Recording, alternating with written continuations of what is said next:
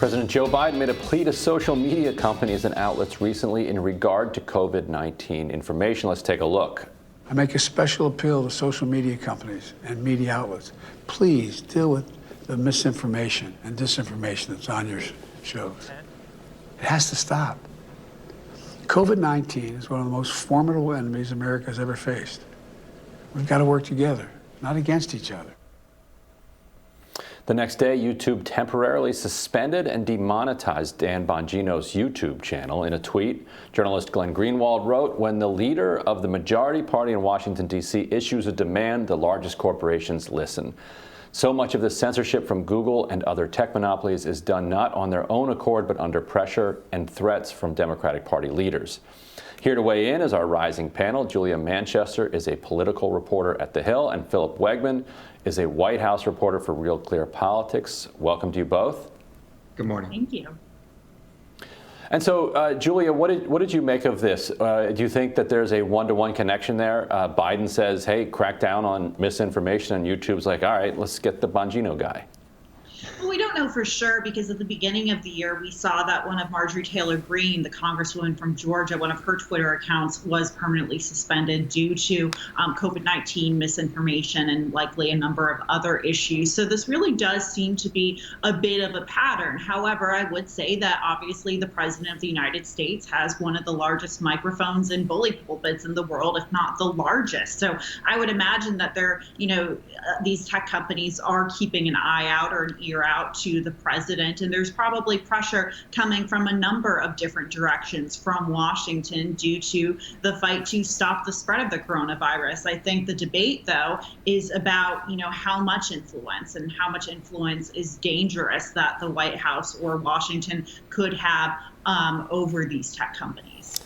I mean, I have little doubt that the tech companies take the threat from Democrats more seriously because they're more committed ideologically and in practice, and they have armies of bureaucrats at various government agencies that are more committed to punishing these companies for the speech they see. But then they also do see Republicans increasingly interested in regulation. However, they want to punish the companies for the opposite reasons. They think there's too much censorship, Democrats not enough. So the tech companies are just kind of screwed. But I agree with Glenn that it seems like they do more to satisfy or to attempt to satisfy Democratic concerns, even though they'll never take down enough, quote unquote misinformation to make like the Biden White House happy, will they? Yeah, I've got to laugh though. I mean, like, shed a tear for our corporate overlords in Silicon Valley, for all those tech giants who are screwed between a rock and a hard place. Look, earlier last year, the Biden administration admitted that they were coordinating with Facebook to take what they saw as disinformation offline when it came to COVID-19. This is when you had the Surgeon General walk into the briefing room and tell the press that misinformation about the virus was a public health threat. Well, we still don't know how many posts were taken down, what the criteria for misinformation actually was, and the extent of the coordination. But if Glenn Greenwald is right in that tweet, there doesn't necessarily need to be, close level coordination. There just needs to be a wink and a nod and oh, hey, get people off the page that disagree with me. I think Ryan's right, though. Bongino likely, I don't think Facebook was like, oh, let's get this guy off because now Biden told us to.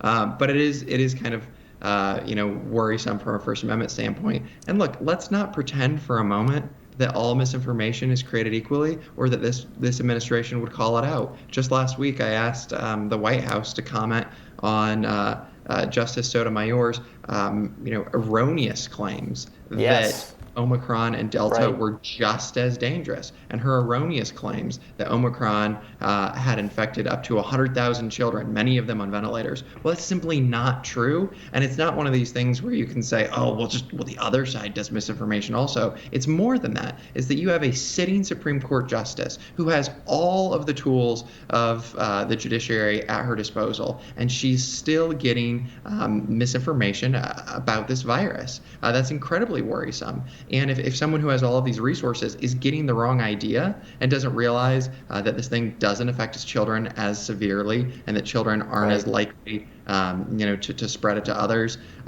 then there's a huge problem. And I think that, you can't step away from the fact that whenever you have, the public sector telling the private sector what to do, there's going to be some knock-on problems. And it seems that, one side just wants to cloak themselves in the argument about public health and, forget any bad action on their side. Well, the other day, as this was going on, so on Twitter, "Congratulations, Joe" started trending, which prompted backlash from some users, me included. And on CNN, one contributor suggested Spotify place warnings around Joe Rogan's podcast to alert listeners. Let's watch.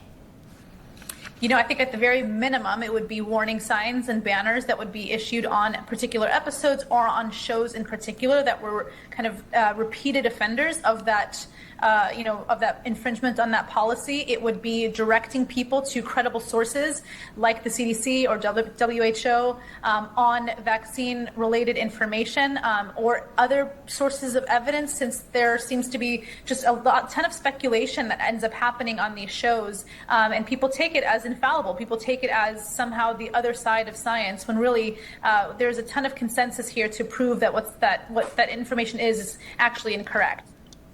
Yeah, Julia, it seems like there's a lot of buy-in in the mainstream media, in Democratic circles, to the idea that we just need more moderation, more warning labels, more stuff being taken down, all of that. And that's really the key thing we need. And I just wonder if I don't agree. And also I think we've gotten to a point you can't put back, you can't guardrail everything. You can't just force people to only consume the information you want them to consume. And there should be more giving up on the idea that this is the way forward. Yeah, and I think this is going to be an issue that, we continue to grapple with in the media as well as in tech, as more of these podcasts like the Joe Rogan podcasts or more platforms really start to pop up. Look, we do not all think alike, and I will be the first to say that Joe Rogan has said some pretty false and erroneous claims about COVID-19 on his podcast, and I don't think anyone should take medical advice from him. However, it comes, it gets to the point where, how much do we police, or how much can you police these different platforms, these different outlets? I mean, Joe Rogan is not going to, listen to people from the mainstream media or, the criticism he is getting, and he's gotten quite a bit of criticism. Well, I think he listens to some criticism. He actually, he tweeted the other day that he got that he was convinced that he'd gotten something wrong, or there was different information about the myocarditis in kids.